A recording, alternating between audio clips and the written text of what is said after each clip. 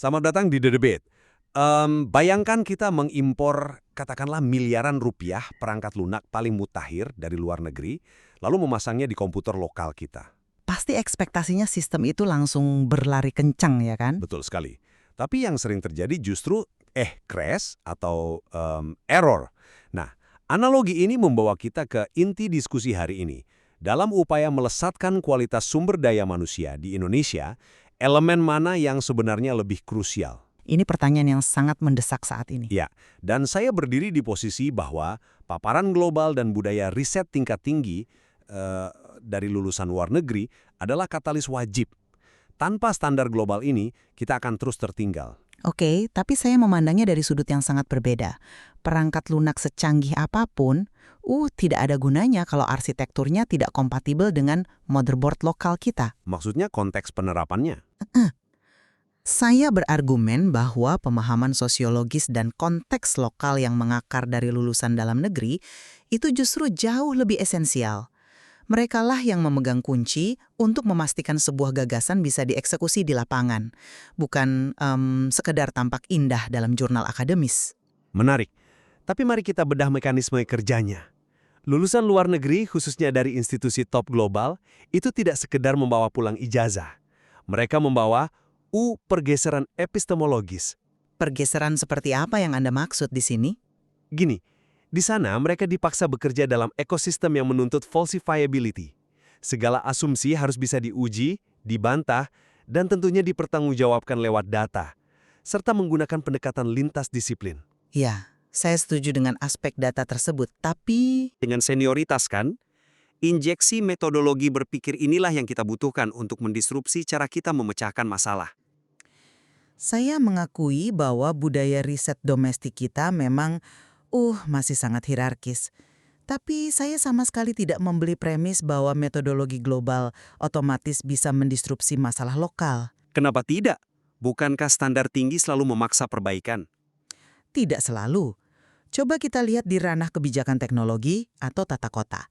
Lulusan luar negeri seringkali membawa kerangka kerja dari, katakanlah, Silicon Valley atau Eropa yang mengagungkan efisiensi individual. Saya mulai paham arah Anda. Iya, dan ketika diterapkan di Indonesia, program itu gagal. Kenapa? Karena mereka seringkali buta terhadap dinamika informal, seperti budaya gotong royong, jaringan patronase lokal, atau cara kerja UMKM kita yang sangat komunal.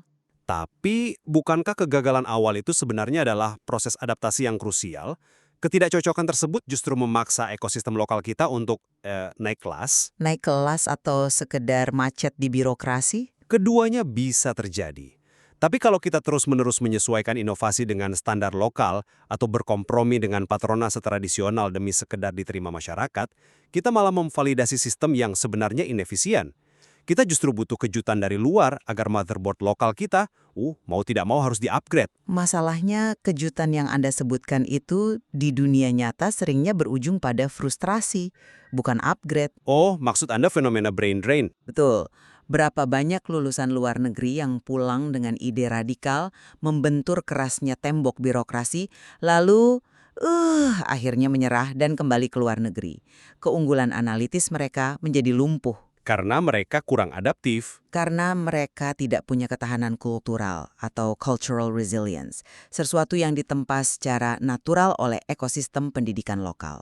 Lulusan dalam negeri mungkin tidak selalu membawa kerangka kerja paling radikal, tapi mereka memiliki modal sosial dan daya tahan politik untuk mengawal sebuah ide dari selembar kertas sampai benar-benar berdampak di akar rumput. Saya harus mengakui, fenomena brain drain karena frustrasi struktural itu memang nyata dan sering terjadi.